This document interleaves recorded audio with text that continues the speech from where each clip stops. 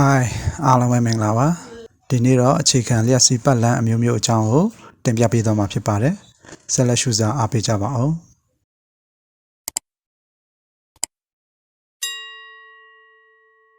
အခြေခံလျှက်စီးပတ်လမ်းအမျိုးမျိုးအဓိကအားဖြင့်လျှက်စီးပတ်လမ်း၅မျိုးရှိပါတယ်အဲဒါတွေကတော့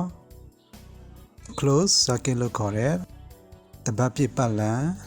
open circuit လို့ခေါ်တဲ့ပတ်လမ်းမပြည့်တဲ့ပတ်လမ်း short circuit လို့ခေါ်တဲ့ပတ်လမ်းတိုရယ် parallel circuit လို့ခေါ်တဲ့ပြိုင်ဆက်ပတ်လမ်းရယ် series circuit လို့ခေါ်တဲ့တန်းဆက်ပတ်လမ်းတွေပဲဖြစ်ပါတယ်မြန်မာလိုပြန်ထားတဲ့ဝေါ်ဟာရတွေကတော့အများနားလည်အောင်ပြန်ထားတဲ့ဝေါ်ဟာရတွေပဲဖြစ်ပါတယ်ပညာရှင်တွေသတ်မှတ်ထားတဲ့ဝေါ်ဟာရတွေမဟုတ်ပါဘူးclose circuit ဆိုတာဘယ်လိုမျိုးလဲဒီအောက်ကပုံလေးမှာကြည့်လိုက်မယ်ဆိုရင်ဒီအောက်မှာဘက်ထရီလေးတစ်လုံးရှိတယ်ဒီအပေါင်းဘက်ကနေလက်စီးလာပြီးတော့ဒီမီးသီးစီရောက်တယ်မီးသီးကနေ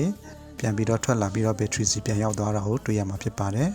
ပြီးတော့ဒီမီးသီးလေးလည်းလင်းနေတာကိုတွေ့ရမှာဖြစ်ပါတယ်အဲ့တော့ဒီပုံလေးကိုကြည့်လိုက်မယ်ဆိုရင်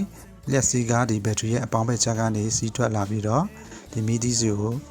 ရောက်သွားတယ်မီးသီးစီကနေဒီဘက်ထရီရဲ့အနောက်ဘက်ခြမ်းကိုပြန်ပြီးတော့ရောက်လာတာဖြစ်ပါတယ်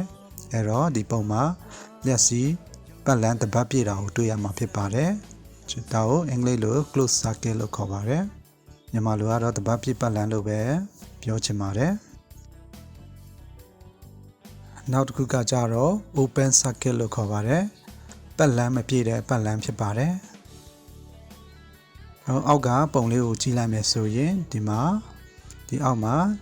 ဘက်ထရီလေးတစ်လုံးရှိပါတယ်ဒီဘက်ထရီရဲ့အပေါင်းဘက်ကနေလျှက်စီးကစီးလာပြီးတော့မီးသီးစီကိုရောက်တယ်ဒါပေမဲ့ဒီမီးသီးနဲ့ဒီအနှုတ်ဘက်ခြမ်းကကျိုးကဒီနားမှာအဆက်အသွယ်ပြတ်တောက်နေတာဖြစ်တဲ့အတွက်ကြောင့်မို့လို့ဒီလျှက်စီးကဒီဘက်ထရီရဲ့အနှုတ်ဘက်ခြမ်းကိုရောက်မလာနိုင်ဘူးဖြစ်ပါတယ်ဒီနားမှာပတ်လမ်းပြတ်တောက်နေတာဖြစ်ပါတယ်အဲ့တော့ဒီအနှုတ်ဘက်ခြမ်းမှာပတ်လမ်းပြတ်တောက်နေတာဖြစ်တဲ့အတွက်ကြောင့်မို့လို့လျှက်စီးပတ်လမ်းကမပြည့်စုံပါဘူးတခါတရံမှာဒီအပေါင်းဖက်ချမ်းမှာလျှက်စီးပတ်လမ်းပြတ်တောက်နေတာမျိုးလည်းဖြစ်နိုင်ပါတယ်အနှုတ်ဘက်ချမ်းမှာလည်းဖြစ်နိုင်တယ်ပေါင်းဘက်ချမ်းမှာလည်းဖြစ်နိုင်ပါတယ်အဲ့တော့ဒီလိုပတ်လမ်းအမျိုးအစားကိုတော့ open circuit ပတ်လမ်းမပြည့်တဲ့ပတ်လမ်းလို့ခေါ်ပါတယ်နောက်တစ်ခုကတော့ short circuit ဖြစ်ပါတယ်မြန်မာလိုကတော့ပတ်လမ်းတိုလို့ပြောလို့ရမယ်ထင်ပါတယ်ကြောင့်အောက်ကဒီပုံလေးကိုကြည့်မယ်ဆိုရင်ဒီဘယ်ဘက်မှာဘက်ထရီလေးတစ်လုံးရှိတယ်ဘက်ထရီရဲ့အနှုတ်ဘက်ခြမ်းကနေလျှက်စီးပတ်လမ်းစီးသွားတယ်ပြီးတော့ဒီဘက်ထရီရဲ့အပေါင်းဘက်ခြမ်းနေကလည်းလျှက်စီးကစီးသွားတာဖြစ်ပါတယ်ဘက်ထရီရဲ့အောက်ဘက်အပေါင်းဘက်ခြမ်းကနေမီးသီးစီကိုလျှက်စီးသွားတာဖြစ်ပါတယ်ဒီဘက်ထရီရဲ့အပေါ်ဘက်အနှုတ်ဘက်ခြမ်းနေလျှက်စီးကမီးသီးစီကိုစီးသွားရမှာဖြစ်ပေမဲ့ဒီလမ်းခုလက်မှာပဲဒီဘက်ထရီရဲ့အပေါင်းဖက်ကိုစီးသွားတာဖြစ်တဲ့အတွက်ကြောင့်မို့လို့ဒါပတ်လမ်းတူဖြစ်နေတာဖြစ်ပါတယ်အဲ့လိုအချိန်မျိုးမှာဒီမီဒီယာလည်းလဲမှာမဟုတ်ပါဘူးသူစီကိုဒီအပေါင်းဖက်ကနေလျှက်စီးရောက်ပေမဲ့ဒီအနှုတ်ဖက်ကိုပြန်ပြီးတော့စီးသွားဖို့ပတ်လမ်းမရှိတဲ့အတွက်ကြောင့်မို့လို့ဒီမီဒီယာတော့လဲမှာမဟုတ်ပါဘူးအဲ့တော့ဒီလို short circuit ပတ်လမ်းတူဖြစ်ပြီဆိုရင်ဒီဘက်ထရီကနေထက်လာတဲ့အနှုတ်နဲ့အပေါင်းဟာလောက်စီကိုမရောက်ဘဲနဲ့လမ်းခုလက်မှာပဲပူသွားမယ် short ဖြစ်သွားမယ်ဆိုရင်ဒီလို short ဖြစ်ပြီးတော့မီးတွေလောင်မှာဖြစ်ပါတယ်ဒီ short circuit ကဒီကျွန်တော်တို့ဓာတ်လိုက်တာမျိုး short ဖြစ်တယ်ဓာတ်လိုက်တယ်ဆိုတာမျိုးနဲ့မတူပါဘူးဓာတ်လိုက်တယ် short ဖြစ်တယ်ဆိုတာမျိုးကြတော့ဒီလျှက်စီးပတ်လမ်းကိုလူအားသွားပြီးတော့ကင်ပြီးထိမိတဲ့အခါမှာဓာတ်လိုက်တာမျိုးကိုကြတော့ shock ဖြစ်တယ်လို့ခေါ်ပါတယ်ဒီလိုလျှက်စီးပတ်လမ်းကိုကြတော့ short circuitပတ်လမ်းတူလို့ခေါ်ပါတယ်နောက်တစ်ခုကတော့ parallel circuit ပြန်ဆက်ပတ်လမ်းဖြစ်ပါတယ်အောက်ကဒီပုံလေးမှာကြည့်လိုက်မယ်ဆိုရင်ဒီမှာဘက်ထရီလေးတစ်လုံးရှိတယ်ဘက်ထရီကနေမီးသီးသုံးလုံးကိုပြန်ဆက်ပြီးတော့အပေါင်းကျိုး3ချောင်းအနှုတ်ကျိုး3ချောင်းပြန်ဆက်ပြီးတော့တွေ့တန်းထားတာကိုတွေ့ရမှာဖြစ်ပါတယ် ဒီဘက်ထရီရဲ့အပေါင်းကနေကျိုး3ချောင်းထွက်လာတယ်ပြီးဘက်ထရီရဲ့အနှုတ်ကနေကျိုး1ချောင်းထွက်လာပြီးတော့ဒီမှာ3ချောင်းခွဲလိုက်တာဖြစ်ပါတယ်အဲ့တော့မီဒီ3လုံးစလုံးကလင်းနေတာကိုတွေ့ရမှာဖြစ်ပါတယ်အဲ့တော့ဒီလိုပြိုင်ဆဲတွေ့တန်းထားတဲ့လျှက်စီးပတ်လမ်းမှာဆိုရင်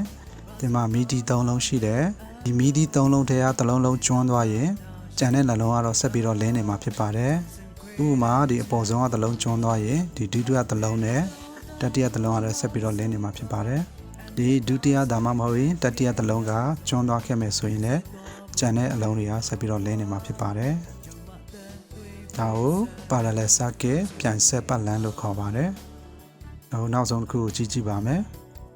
နောက်ဆုံးတစ်ခုကတော့ series circuit တန်းဆက်ပတ်လမ်းလို့ခေါ်ပါတယ်နောက်ပုံလေးကိုကြည့်လိုက်မယ်ဆိုရင်ဒီမှာဘက်ထရီလေးတစ်လုံးရှိတယ်အဲဒီကနေအပေါင်းဘက်ကနေကျိုးလေးတစ်ချောင်းထွက်လာပြီးတော့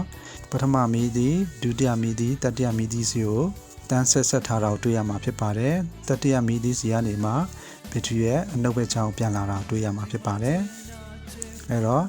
ကျိုးကတော့တစ်ဆက်ထဲမီဒီ3လုံးကိုတွေ့တန်းထားတာကိုတွေ့ရမှာဖြစ်ပါတယ်အဲတော့ဘက်ထရီရဲ့အပေါင်းဘက်ချမ်းကနေမီဒီ3လုံးကိုကျော်ဖြတ်လာပြီးတော့ဘက်ထရီရဲ့အနှုတ်ဘက်ချမ်းကိုလျှက်စီးပြန်ဝင်သွားတာဖြစ်ပါတယ်ဒီလိုတန်းဆက်ပတ်လမ်းမှာဆိုရင်ဒီမီဒီ3လုံးထဲကတစ်လုံးလုံးကကျွန်းသွားခဲ့မယ်ဆိုရင်ဂျန်တဲ့မီဒီတွေလည်းလဲမှာမဟုတ်ပါဘူးဘာဖြစ်လို့လဲဆိုရင်ဒီလျှက်စီးပတ်လမ်းမှာပထမမီဒီကကျွန်းသွားခဲ့မယ်ဆိုရင်ဒီမှာအဆက်တွေပြတ်တောက်ပြီးတော့ဂျန်တဲ့မီဒီတွေစီကိုလျှက်စီးရောက်မှာမဟုတ်ပါဘူးအဲဒါကြောင့်မို့လို့တန်းဆက်ပတ်လမ်းမှာဆိုရင်မီဒီအလုံးအားကောင်းနေဖို့လိုပါတယ်တစ်လုံးလုံးကျွန်းသွားမယ်ဆိုရင်တော့မီဒီတစ်လုံးမှလင်းတော့မှာမဟုတ်ပါဘူးဒါကိုတော့ series circuit တန်းဆက်ပတ်လမ်းလို့ခေါ်ပါတယ်အဲ့တော့ဒီနေ့တင်ပြပေးသွားတာကတော့အခြေခံလျှက်စီးပတ်လမ်း5မျိုးဖြစ်ပါတယ် closed circuit open circuit short circuit parallel circuit ရဲ့ series circuit တွေပဲဖြစ်ပါတယ်အခြေခံသမားတွေနားလည်မယ်လို့ယူဆပါတယ်လျှက်စစ်ပညာကိုလေ့လာတဲ့အခါမှာဒီလိုအခြေခံသဘောတရားပတ်လမ်းလေးတွေဟာအထောက်အကူဖြစ်လိမ့်မယ်လို့ယူဆပါတယ်ဒီနေ့ကတော့ဒီလောက်ပါပဲလာရောက်ကြည့်ရှုအားပေးကြတဲ့မိတ်ဆွေများအားလုံးကိုအထူးပဲကျေးဇူးတင်ပါတယ်